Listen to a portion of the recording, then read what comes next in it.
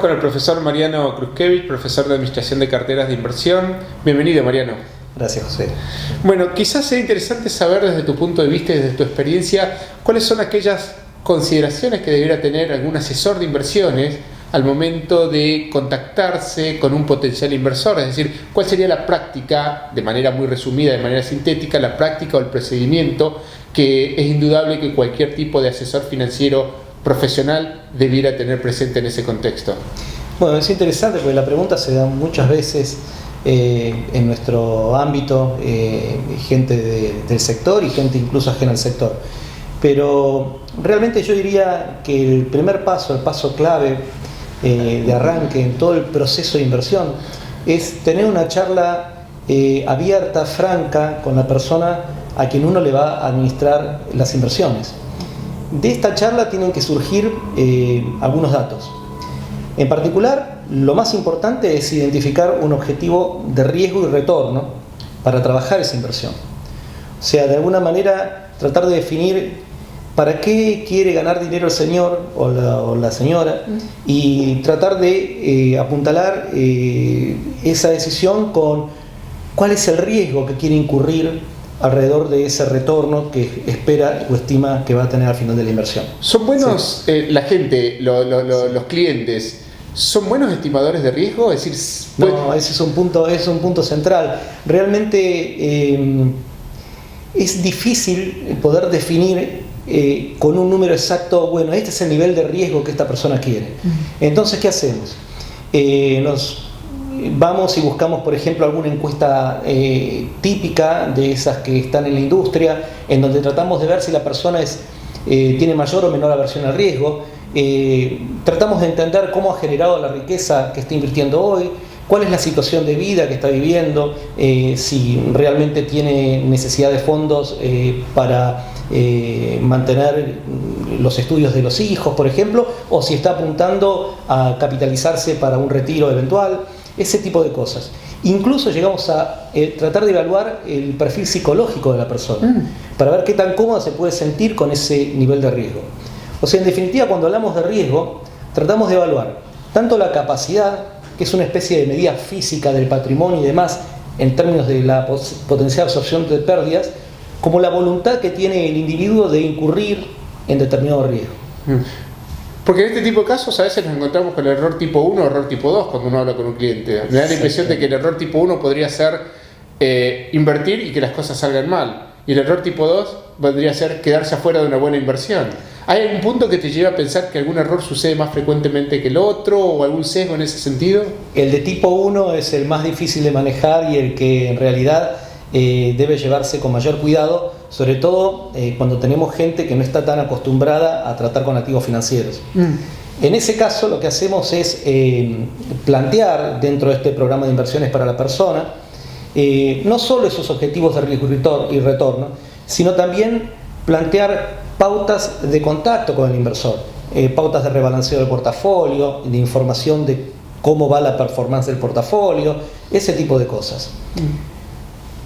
Voy un pasito más atrás y digo, no solo riesgo-retorno es importante, también hay que definir cuestiones como, por ejemplo, cuál es la situación impositiva de la gente que está invirtiendo, claro.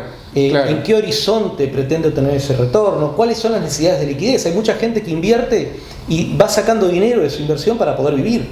Entonces, esos retiros eventuales condicionan la capacidad de riesgo que esta persona puede tener. Asimismo, hay otras cosas, ¿no? Temas más parainstitucionales, legales y regulatorios, algunos temas como circunstancias únicas que afectan a determinada persona. Una persona a lo mejor no quiere comprometerse invirtiendo, por ejemplo, digamos, una empresa telecom, porque ya es trabajador de telecom, no quiere duplicar su riesgo. Entonces, esas cosas hay que tenerlas en cuenta en un primer enfoque, cara a cara con la persona a quien vamos a asesorar. Se elabora una suerte de cuestionario, ¿y cómo se documenta eso para después? Porque mientras las cosas salen bien, no hacen falta los contratos. El problema es cuando las cosas quizás no se desarrollan por efectos de la incertidumbre de la manera que estaba prevista. Entonces, si las cosas salen bien, bueno, todos contentos. Si las cosas salen mal, a veces el riesgo es empezar a buscar alguna suerte de, entre comillas, culpable. ¿Sí? ¿Cómo se ¿Hay una documentación del proceso? No es muy típico aquí en la Argentina, pero de a poco vamos caminando hacia lo que están haciendo países más desarrollados sobre este tema. Y en particular hay un documento que está muy tipificado, que se denomina documento de política de inversiones. Es algo así como la historia clínica que lleva la persona consigo cada vez que va a ver a un nuevo administrador de carteras. Entonces tratamos de volcar toda esta información en ese documento de política de inversiones y tratamos de ver que las dos partes estén de acuerdo, firmen todo esto que se ha acordado, o sea, cómo se va a rebalancear el portafolio, cuándo van a hablar, qué tipo de información va a recibir, cuál es el objetivo de riesgo y retorno y todas estas cosas adicionales también.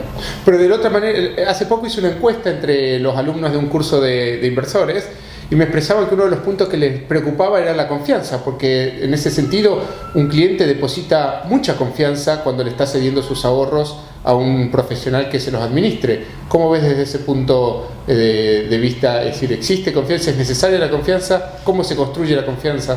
La confianza es clave aquí y la confianza se construye básicamente manteniéndolo informado al inversor de lo que está aconteciendo. No hay que informarlo solo cuando las cosas van mal, hay que informarlo, solo cuando las cosas van bien. Hay que informarlo incluso cuando los temas van mal. Uno no se puede quedar con la responsabilidad de manejar la cartera del cliente sin contar al cliente el paso a paso de lo que está ocurriendo.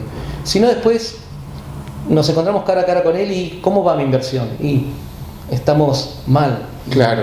Ya ahí se pierde la confianza. Y desde ese punto de vista, desde tu experiencia, el caso Madoff, ¿qué falló en la relación cliente o profesional inversor que de alguna manera desencadenó en un juego Ponzi de esas características? Bueno, allí había un tema de confianza en el medio y estos documentos de inversión a los que yo refería no estaban del todo firmados y acordados.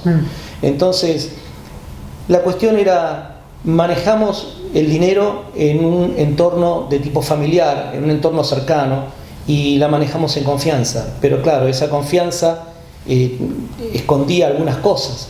Entonces había cierto fraude en la información que se brindaba y cuando se brindaba.